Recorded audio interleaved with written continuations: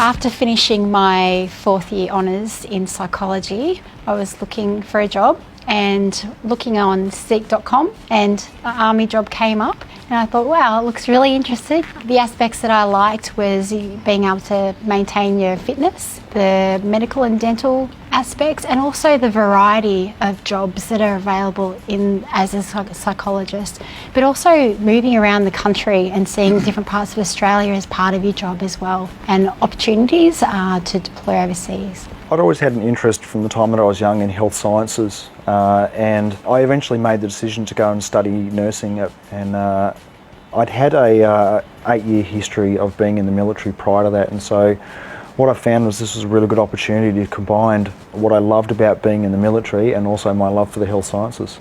I grew up surrounded by military people, so I always knew that I wanted to join the military. I just wasn't sure what avenue I wanted to pursue, and I was lucky enough to do work experience placement when I was 16. For me, that cemented that I wanted to go into the healthcare role and look after the people that protect my freedom. The baseline requirement for our reserves in terms of time commitment is 20 days a year. The 3 services require that in a different format. So for the Army, it's very regulated. They parade every Tuesday night for 3 hours. They usually parade 1 weekend a month, and there's usually a 2-week exercise somewhere during that year, and that covers off on most of their 20 days. The other 2 services are a little bit more flexible in how those 20 days are delivered, and it depends on their postings. So with the Air Force, they have an active unit that the specialists are posted to, and they can format their 20 days through that unit. The Navy has a different style again, and we have an annual exercise every year that our specialist reserve health personnel can attend. We also provide opportunities to deploy onto our ships, our bigger ships, the LHDs, Adelaide and Canberra, for various exercises during that time as well.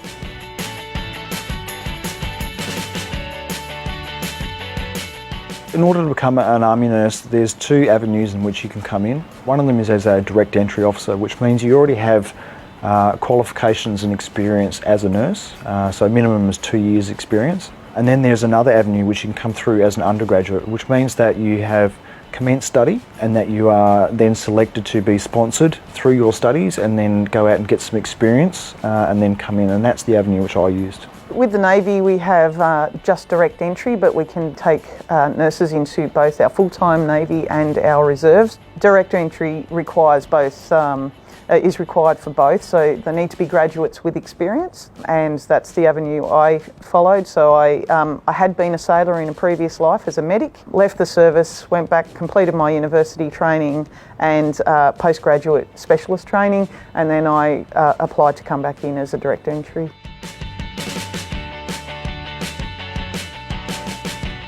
I came in as an intern, Sure. So I guess for me, where I was under training, I think the pay was quite competitive in comparison to what you would get as a student trying to complete a master's. Exactly. Yeah. Yeah, so I think it's quite important to think about. It's not just the salary that you receive, it's the benefits in terms of your medical and dental care, it's the support and housing that you get. There's opportunities available to get subsidised loans, salary packaging and your superannuation. So really it's that whole package. But I mean, looking at it just from the point of your salary, it's well and truly comparable with what you would be receiving on the outside world. For instance, in myself, I am a senior registered nurse and I earn the same as what I would do if I was out there working shift work. Yet I'm working Monday to Friday. I guess for me there's 3 main things. Yep. First is the camaraderie, so that peer support that you have.